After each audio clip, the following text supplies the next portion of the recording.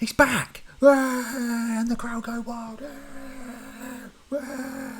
Back. He's back. Finally. He's back. You might be happy about that. You might be like, oh, I thought he'd stop doing this. Well, I haven't. I'm back. But yeah, it took a bit of a break, to be honest. Went to Disneyland. Started the summer holidays, and then it was just me looking after my daughter for 6 weeks. And quite frankly, should have been paid for that. I feel like I should have been paid for doing that. That was just as much stress as being at work, to be honest. So I didn't even have time. And then I was just so like, by the time she went to bed, I was just like, I can't be bothered to even, I wasn't even feeling funny. I mean, you may not think I'm funny anyway, but I think I'm funny. So I didn't even be bothered, really. I was just not, nothing to say. Like, nothing to say. It'd just be the same thing every day, like she's doing my head in. I can't just do a video like that every night, can I? Oh, welcome to Arran Articulates. Daughter's doing my head in. I can't just keep doing that. So I just thought, oh, sod it. And then I thought, well, might change it into a podcast. So I started I shut everything down and was going to relaunch, like a big revamp. Started looking into that, and then I was just like, oh, can't really be bothered. So I was just sort of like been in my own head. But I'm back in it now, and I thought, well, let's just get a video out there. I'd normally at this point say, make sure you like, make sure you subscribe. What's the point? I haven't been doing anything. That'd be like I can't really get anyone to subscribe. I haven't been doing nothing, have I? Oh, make sure you buy my album. Make sure you buy my album that I've written and I've done all the songs on it. Make sure you buy it. Make sure you buy it. When did you release that? 20 years ago. You done anything recently? No. Buy it though. No, don't work like that, does it? So if you're just tuning in for the first time and you've not seen the show, it's just me talking about stuff that winds me up. If you're tuning back in because you've missed me so much, and I know you're all out there and you're probably going, thank fuck, he's back. Well, let's just crack on with the show. Finally, Arran Articulates has come back to YouTube. Welcome to Arran Articulates, the rant and rave king. Talks about issues that affect you and everything. Rants, raves, and even some rambles. All of the stuff that make your life a shambles. This is Arran Articulates, the articulation king. Even has guests on the show to see what they bring. We come living uncut with a little rant crew. Longs you can rant, you are welcome here too. Like and subscribe to Arran Articulates and never miss a vid. Get everyone watching, including your kid. This is Arran Articulates. Welcome to the show. Now click that like button and let's just go. So, sorry, God, I had a frog in my throat. That's a funny phrase, isn't it? Oh, I've got a frog in my throat. Frog in your throat? How's that? When did that happen? When did that happen that became a phrase, like back in the day? So like someone had a bit of a, did that, or did that happen? Like, two blokes back in like the olden days, and they were like, I don't know, on a field or something digging, and then a frog like that, and the other guy's like, shit, send out, he's got a bloody frog in his, and he's going and then luckily survived. And then after that day, the phrase became, he's got a frog in his throat. I don't know. Where did that come from? I've got a frog in my... I've still got it. Got a frog in my throat. Tell you another one that always makes me sort of think. When someone says, oh, leave the door ajar. A jar? Leave it ajar. Jar of what? What are you doing with that? What are you doing with that that jar of pickle? Branston pickle. What are you doing with that? Oh, I'm just putting it... Just leaving it for the door. For the door? Yeah, it loves Branston pickle. Small chunks, not the big chunks. Likes the small chunks one. Leave the door ajar. Another one I ate, this isn't even what the show's about. Another one I ate, when people say, you hear it in a meeting quite a bit, I know where you're coming from. I know where you're coming from. No, you understand what I'm saying. Oh, I know where you're coming from. No, you don't.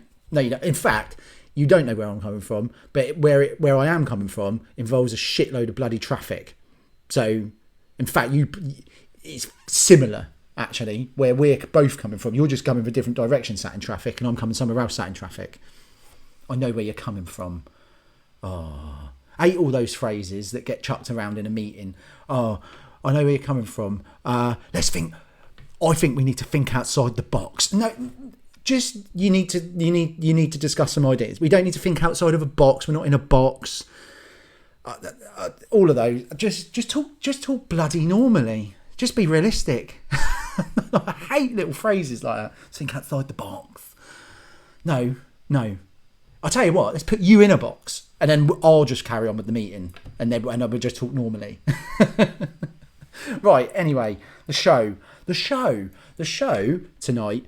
I'm going to kick off with car boot sales. Now, the reason why I'm kicking off with car boot sales, and I know I've got a couple of people that do subscribe and they watch, and they're from the United States. I don't know if they're called car boot sales in the United States. I'm not sure. They might be sat there now going, car boot sale, what the hell is that? I don't, like, whatever they say, I don't know how they talk. What the hell is that?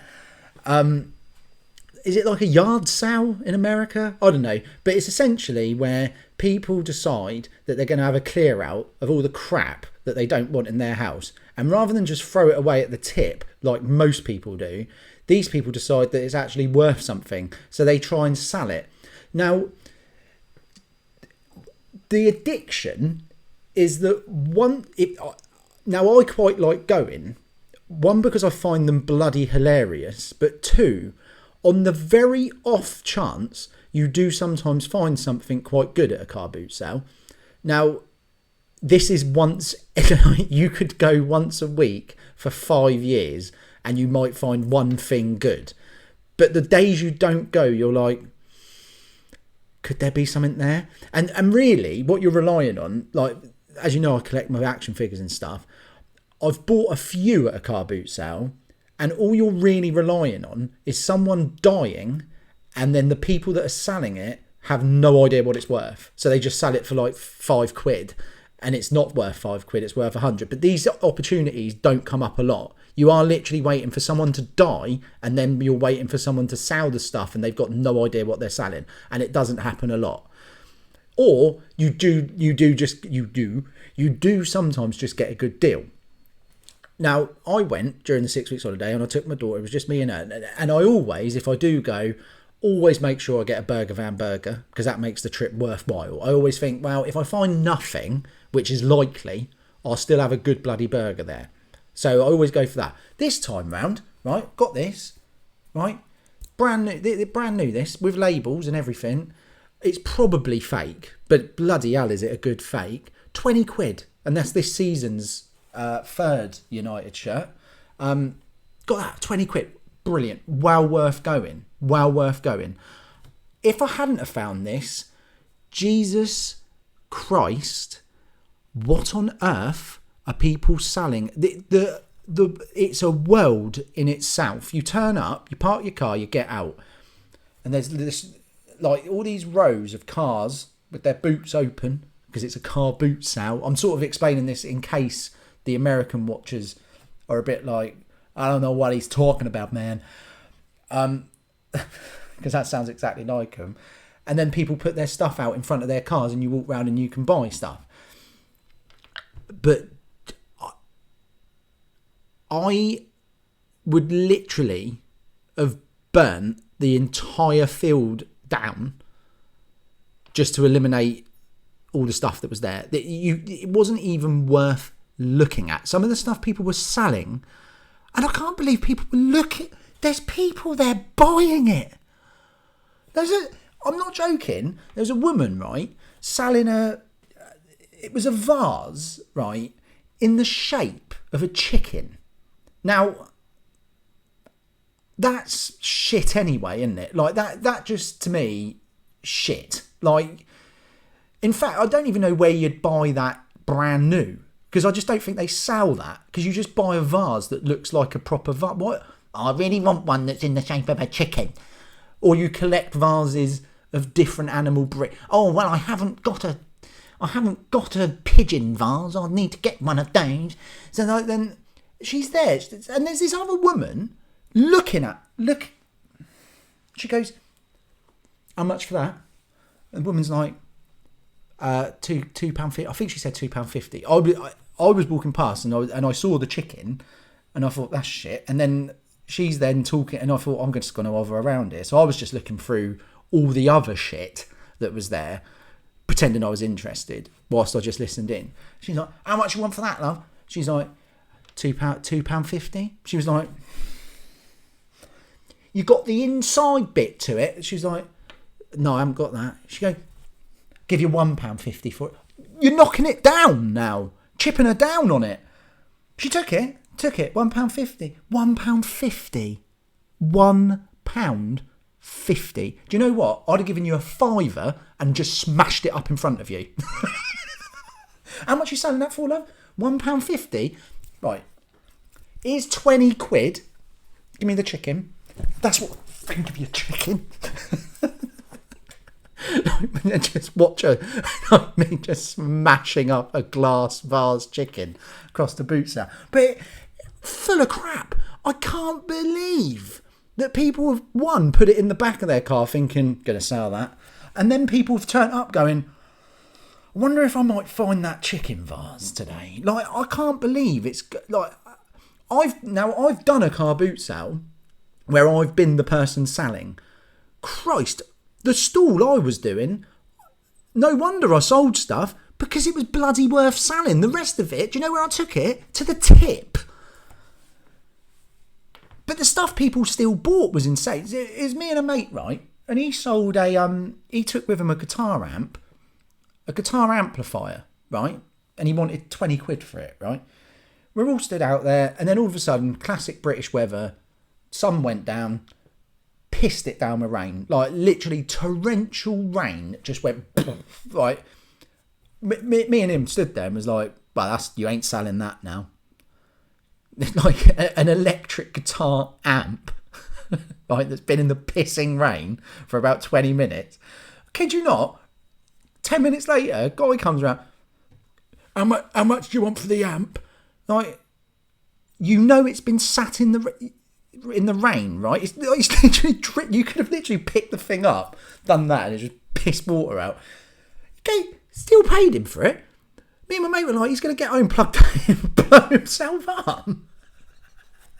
Oh, I've got this amplifier in the car boot, so I'm sure it'll be alright.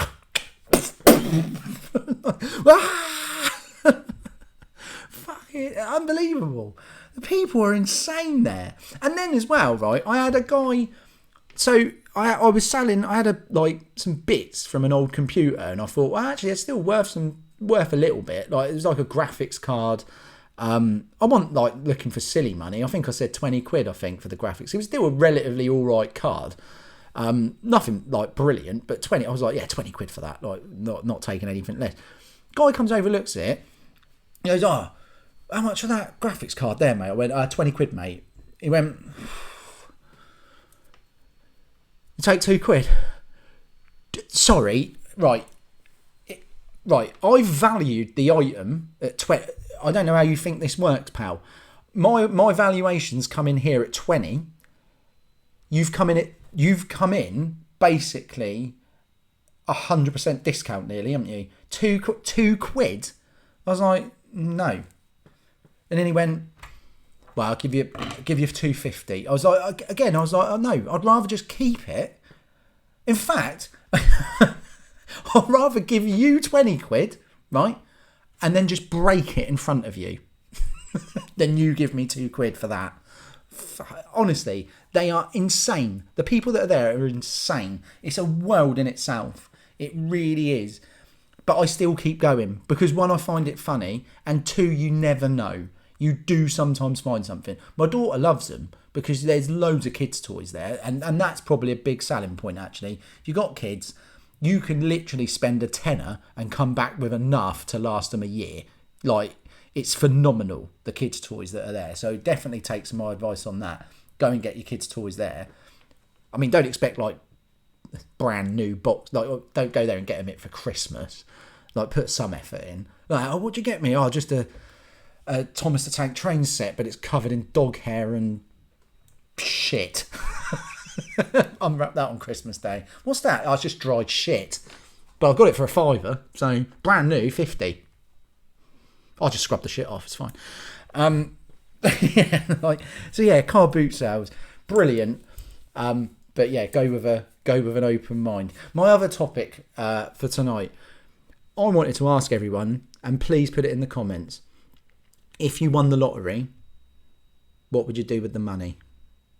I was having a chat, right? So I don't do the lottery a lot, but sometimes when I'm in the queue at the shop and I look over and I see the ticket and I'm like, you know what?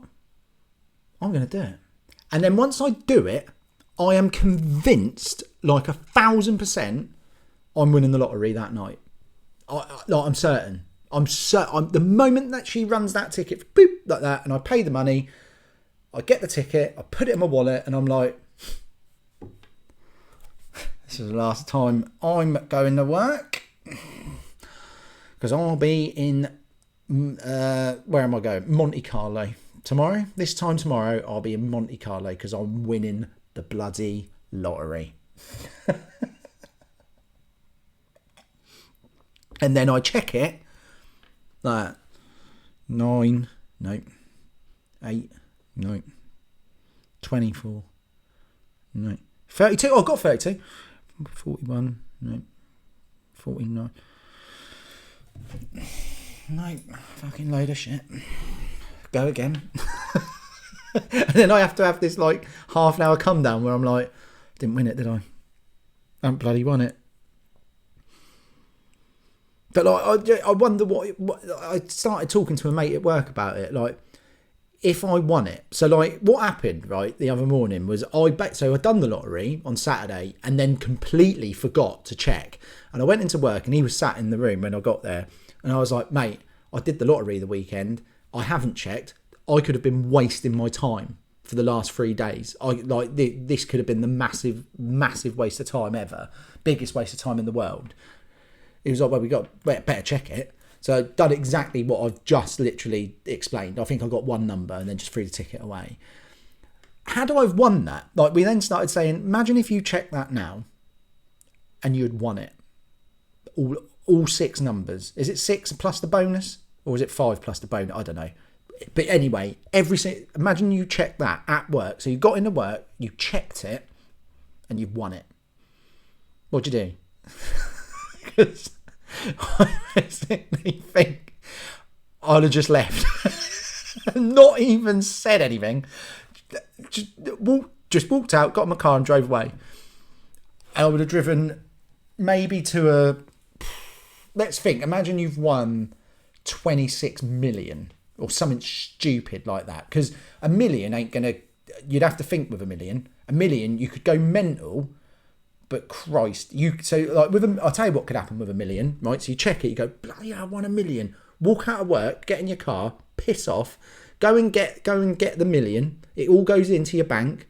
You've still not told work. They don't even know where you are. You're just missing. You then start celebrating this million. Oh, and like, you're having like massive parties at your house. It's like, just like you're just losing it, lost it. And then you start being stupid. Like, I bought a boat, bought a brand new car, pissed it all away. Even like, I'm not even told my wife, just won the million and just pissed it. Like, she thinks I'm going to work every day. I'm not. I'm just like I'm just going on holidays for 24 hours. Like, I've had to stay late at work. What, all night yet?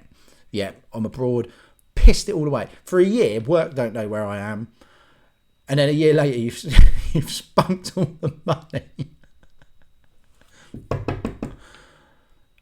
You're right. Do you remember a year ago I worked for you? Just about, yeah. You just left without saying any. Yeah. Do you want to know what happened? What? I won £1 million on the. Did you? Yeah, I did. Yeah. Yeah. God, that must have changed your life. Well, it has changed it. Yeah, it has changed my life. My wife's left me. I have nothing. Can I come and work for you again? No. Oh, okay. All right. You got to spare £2 so I can go put the lottery on. That's the last thing. Like, $1 million ain't enough. $1 million ain't enough. You need to win more if you want to change your life. But imagine if you checked it, 26 million, right?